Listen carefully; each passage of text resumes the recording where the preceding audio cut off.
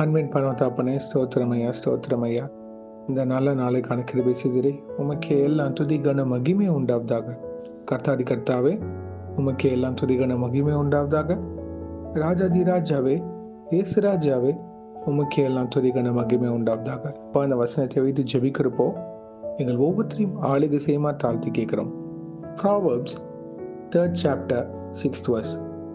In all your ways acknowledge him and he shall direct your paths. நீதிமொழிகள் 3ஆம் அதிகாரம் 6ஆம் வசனம். உன் வழிகளிலெல்லாம் அவரை நினைத்துக்கொள், அப்பொழுது அவர் உன் பாதைகளை செவைப்படுத்துவார். ஆமென். Thank you Jesus. இதை கேட்டுக்கொண்டிருக்கிற ஒவ்வொருத்தரும் அங்க வாழ்க்கையில் இருக்கிற ஒவ்வொரு எல்லைகளையும் ஞானமாக இருக்க கற்றுக் கொடுங்க. உண்மை சார்ந்து இருக்கிற வாழ்க்கையை பிரதிபலிக்க வேண்டும் அப்பா. அவங்களோட திருமண காரியங்கள், தொழில், வேலை ஸ்தலம், குடும்ப காரியங்கள், இன்னும் தனிப்பட்ட சூழ்நிலைகள் எதுவாக இருந்தாலும் உமக்கு பயந்து உண்மை சார்ந்து இருக்கிற வாழ்க்கை இருக்க கிருபை செய்யுங்க தகப்பனே. அதை எது குறித்து வேணா இருக்கலாமாப்பா, ஆனால் அது உண்மை சார்ந்து இருக்க கிருபை செய்யுங்க.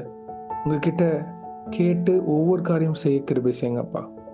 ஏசு எனக்கு இந்த காரியம் தான் தெளிவாக சொல்றார் அப்படின்ற டிசிஷன் எடுக்க கிருபை செய்யுங்க. என்னோட ஜாப்ல நான் எதை பண்ணணும்னு எனக்கு தெரியல, அடுத்த கட்டம் நான் என்ன பண்ணணும்னு தெரியல அப்படின்றவங்களுக்கு நீங்க தெளிவான ஒரு பாதையை அமைத்து தருமா ஜெபிக்கிறோம் தகப்பனே.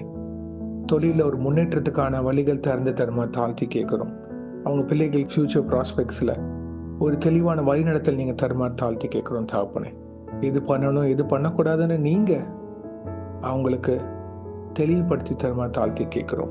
ஏன்னா அநேக பேர் அவங்களோட ஹெல்த் வைஸ் நான் இப்படி பண்ணால் கரெக்டாக இருக்குமா, இல்லை கர்த்தரை சார்ந்து எந்த காரியமாக இருந்தாலும் டிசிஷன் எடுங்க. ஆமென். தேங்க்யூ ஜீசஸ் அப்பா. ஞானத்தை கட்டளையிடுங்க தகப்பனே. நாங்கள் ஞானத்தில் குறைவுள்ளவர்கள் அப்பா, நீங்கள் ஞானத்தில் சம்பூர்ணர். உமக்கு பயந்து இருக்கிற வாழ்க்கையை நாங்கள் வாழ வேண்டும். Thank you Jesus. ஹல்லேலூயா. நாங்கள் எடுத்து வைக்கிற ஒவ்வொரு பாதைகள்லையும் இயேசுவை சார்ந்து இருக்க கிருபை செய்யுங்க. இயேசுவோட நடக்க கிருபை செய்யுங்க அப்பா. ஆம் தகப்பனே. நாங்கள் கேட்கணும் ஒவ்வொரு நாளும் தனிப்பட்ட ஜெப அறையில் வேத வாசிப்பில் இயேசுவே இது உமக்கு பிரியமுள்ள காரியமா இல்லையா அப்படின்றது தெளிவாக நாங்கள் உணர்ந்து அதன்படி வாழ எங்களை தகுதிப்படுத்துங்கப்பா. எங்களோட குறைகளை நீக்கி வீராக பாவ காரியங்கள் நீக்கி உமக்கு பரிசுத்தமாக வாழ எங்களை தகுதிப்படுத்துங்க தகப்பனே. நான் எப்படி போகணும், எனக்கு அடுத்தது என்ன ஏசு வச்சிருக்கிறார் தெரியல அப்படின்றப்போ ஒரு சில வேளையில நாங்கள் பொறுமையாக உங்க பாதத்தண்டையில அமர்ந்திருக்க கிருபை செய்யுங்கப்பா.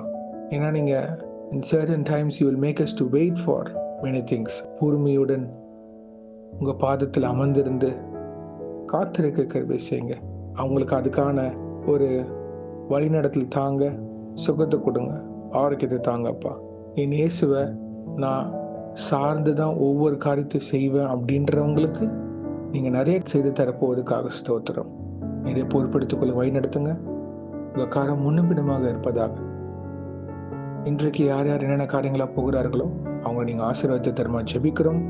வேலையில் ஒரு உயர்வை நீங்கள் தரப்போவதுக்காக நன்றி அப்பா.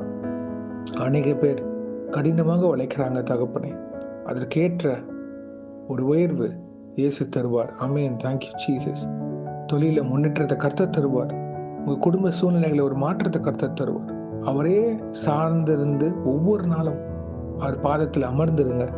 அவர் எல்லாத்துக்கும் ஒரு முடிவு கொண்டு வருவார். ஆமென். Thank you Jesus. உங்க தேவ தூதர்களை எங்களை பாதுகாத்து வழி நடத்துங்க.